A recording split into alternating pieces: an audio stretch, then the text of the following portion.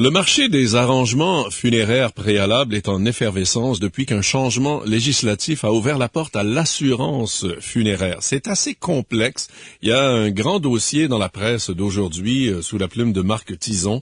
On a de la difficulté à comprendre ce qui se passe. Alors, pour essayer de nous démêler tout ça, on a en ligne Madame Jocelyne Dallaire-Légaré, présidente d'Alfred Dallaire Memoria.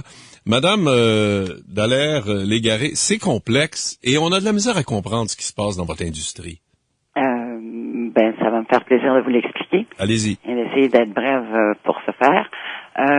D'abord, simplement un petit peu de contexte historique. Je tiens à vous dire que depuis 1974, l'assurance décès était interdite au Québec en vertu du Code civil. Et puis, subitement, en juin passé, sans qu'il y ait de consultation, sans que personne dans notre milieu en soit informé, le législateur a permis le retour de l'assurance décès. Voilà, oui, mais dans une loi sur les valeurs mobilières. Et à la suite d'un lobbying extrêmement persistant de la part de compagnies d'assurance. Mais pourquoi on avait interdit ça en 1974, madame? Parce qu'il y a eu des problèmes dans le domaine de l'assurance décès, parce qu'il y a une entreprise, il me semble, qui vendait ce type de produit et de façon plus ou moins, je pense, sérieuse, le faisait à des prix qui n'étaient pas tout à fait exacts. Cette entreprise a été par la suite rachetée par une autre et il y a eu des problèmes. Donc, on a jugé que le produit était servait mal le public. On a introduit par la suite, en 88, une loi sur les arrangements préalables de services funéraires, qu'on appelle normalement la loi on parle de préarrangement. Et cette loi encadre de façon extrêmement claire, rigoureuse, les entreprises funéraires qui vendent des préarrangements. Pourquoi l'industrie est-elle si inquiète du retour de l'assurance décès? Pour plusieurs raisons, mais disons qu'une des raisons principales, c'est que ce type c'est des préarrangements déguisés, en fait. À mon avis, quand on parle d'assurance décès, ce dont on parle essentiellement, c'est d'assurance qui couvre le prix des services funéraires. Et pour couvrir le prix des services funéraires, on crée on crée un impact à la hausse sur le prix des services d'une façon extrêmement importante. Nous, on travaillé avec un actuaire, M. Jean-Louis Gauvin, qui a fait une étude pour nous. Et cette étude démontre que le prix peut varier peut être 4 fois supérieur à celui des arrangements funéraires. Donc, on pense que ce produit-là est mauvais pour les consommateurs, porte à confusion, permet à un certain nombre d'entreprises de soustraire à l'application de la loi sur les préarrangements, parce qu'il faut bien comprendre que c'est une loi qui, ayant été demandée par une compagnie d'assurance multinationale américaine, a aussi une entente de distribution exclusive avec une autre multinationale qui, elle, œuvre dans le domaine funéraire. Donc, on pense qu'il s'agit de concurrence déloyale vis-à-vis des PME québécoises et que ça brime les intérêts des consommateurs. Quand on a examiné les coûts, ce qu'on a découvert, c'est que pour des services, par exemple, des services funéraires, on parle de services funéraires d'environ 6 500 $, le consommateur se retrouve facilement à payer jusqu'à 8 000 $ de plus que le 6 000 $ en question s'il paie sur 10 ans, par exemple. Oui, mais s'il y a 8 000 $ dans le fond, et que mes funérailles coûtent 6 500, ben le 1 500, il va où? À mes héritiers? Non, c'est pas ce que je comprends. Ce que j'ai compris du produit d'assurance décès, c'est que il servait essentiellement à payer les entreprises funéraires. D'ailleurs, une demande de cette compagnie d'assurance funéraire était qu'on nomme l'entreprise funéraire bénéficiaire. Alors, nous, comme entreprise, on trouve que ça nous met dans une position qui est pas vraiment du tout optimale. On souhaite pas devenir les bénéficiaires des polices d'assurance des gens. Et à mon avis, ça sert à payer les services funéraires parce qu'il y a forcément de l'inflation. Si quelqu'un paie sur 10 ans, la somme que vous payez, c'est la somme des services funéraires plus le fait que vous allez payer sur un certain nombre d'années. Et donc, qu'est-ce que ce prix comprend? Il comprend évidemment des intérêts sur le montant de départ. Mais si je prends des préarrangements avec vous, là. Le prix est gelé. Malgré l'inflation? Absolument, parce que c'est pas compliqué. Ici, on est deux parties. Moi, je représente une entreprise funéraire. Vous pensez éventuellement faire des arrangements. Je vais vous demander de payer le prix des arrangements d'aujourd'hui. Vous allez payer le prix directement à l'entreprise funéraire qui, elle, va déposer l'argent en fiducie. En échange de quoi on gèle le prix. Oui, mais il y a un 10% que vous Oui, ça c'est vrai. Il y a un 10% que les entreprises funéraires peuvent encaisser au moment de la vente parce qu'on a des frais.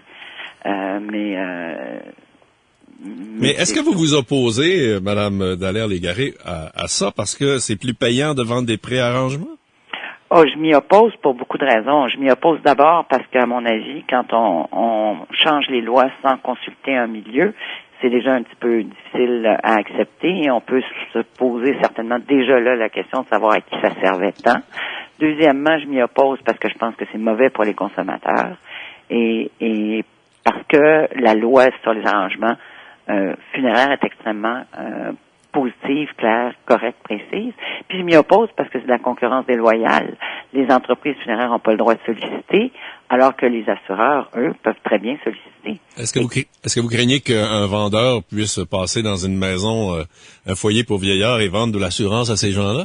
Ce que je crains, c'est que déjà ça se fasse par téléphone. On a un certain nombre de gens qui nous ont dit, certains clients à nous déjà, qui nous ont dit qu'à l'occasion d'une réclamation dans un autre dossier, par exemple, quelqu'un se casse une jambe, une hanche, et puis demande à son assureur de couvrir l'accident subi, et puis, par exemple, à l'occasion de l'échange téléphonique, on demande à la personne, est-ce que vous avez des arrangements funéraires? On sait qu'une autre cliente à nous a été appelée on sait aussi les liens entre les banques et les assurances. Donc, à partir de là, l'information, votre nom, votre état de banque, votre situation financière est connue et la sollicitation téléphonique est permise. Alors, et en plus, on détient beaucoup d'informations sur les gens. Donc, on estime que par le biais de la sollicitation et dans des contextes multiples, cette sollicitation-là puisse être exercée. Mais en Ontario, ça marche, les assurances? La moitié des préarrangements se font par assurance, apparemment, en Ontario. Écoutez, ça marche, c'est relatif. C'est-à-dire que nous, on s'est renseigné auprès d'un organisme qui supervise l'ensemble de ces choses-là, et on nous a dit qu'un des problèmes majeurs en Ontario, c'était le remboursement. Les primes en matière d'assurance sont généralement non remboursables, alors que nous, nos préarrangements sont entièrement remboursables, et non seulement sont remboursables pour ce qui est du capital versé, déjà déposé en fiducie, mais en plus, on doit rembourser les sommes qui ont été indexées. Il n'y a rien de tel qui existe qui encadre le marché des assurances. Bon. On ne demande pas aux assureurs de rembourser les primes et encore moins de les rembourser avec indexation. Donc, je pense que c'est vrai que le dossier est complexe, mais c'est pas parce qu'il y a une pratique en Ontario. Puis, il faut savoir que la loi ontarienne est différente de la loi québécoise. Là, elle n'est pas en tout point similaire. Si un produit existe déjà dans un contexte, dans une autre province, c'est pas parce que bon, comme on dit, tout le monde le fait le donc. On a une loi ici extrêmement efficace qui a ses particularités. Et je pense pas que ce produit-là soit nécessairement utile. Il faut savoir aussi qu'en Ontario, les entreprises funéraires n'ont pas le droit à ce 10%. Et ce qu'on croit comprendre, c'est qu'elles reçoivent en échange des commissions des assureurs.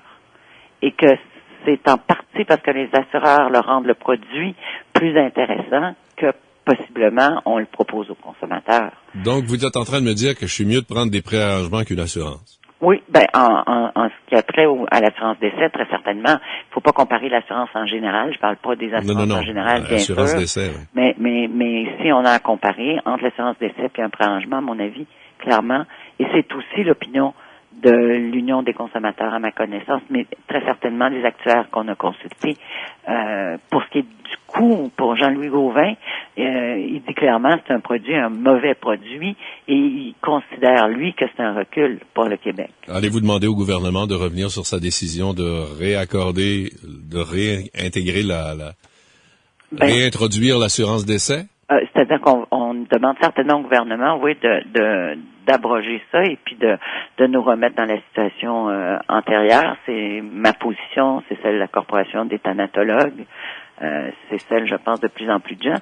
Évidemment, comme ça s'est fait à l'insu du milieu, personne n'a eu le temps de réagir, il n'y a pas eu de débat, puis je pense que c'est important pour les consommateurs et c'est loin d'être clair. Quand vous lisez un contrat d'assurance, là, c'est pas simple. Alors que nous, en matière de pré-arrangement, on est même réglementé sur la grosseur des caractères. Toutes les clauses doivent être indiquées au contrat. On peut pas indexer nos prix. Alors, et l'Office de protection du consommateur exerce une surveillance. Donc, moi, je pense que ce serait un net recul pour les consommateurs et surtout dommageable pour les PME québécoises. Bon. Il faut savoir qu'il y a presque quelques centaines d'entreprises qui se font concurrence. Et ça, c'est la meilleure garantie que les prix sont contrôlés d'une certaine façon par le jeu de la concurrence. Alors que des assurances, il y en a beaucoup moins de compagnies d'assurance. Bon, ben, Madame Jocelyne Dallaire-Légaré, présidente d'Alfred Dallaire Memoria, merci de nous avoir parlé. On va voir qu'est-ce que ça va donner au cours des prochains mois. Merci beaucoup, Monsieur Pagé. Merci, au revoir, Madame, bonne soirée. Au revoir.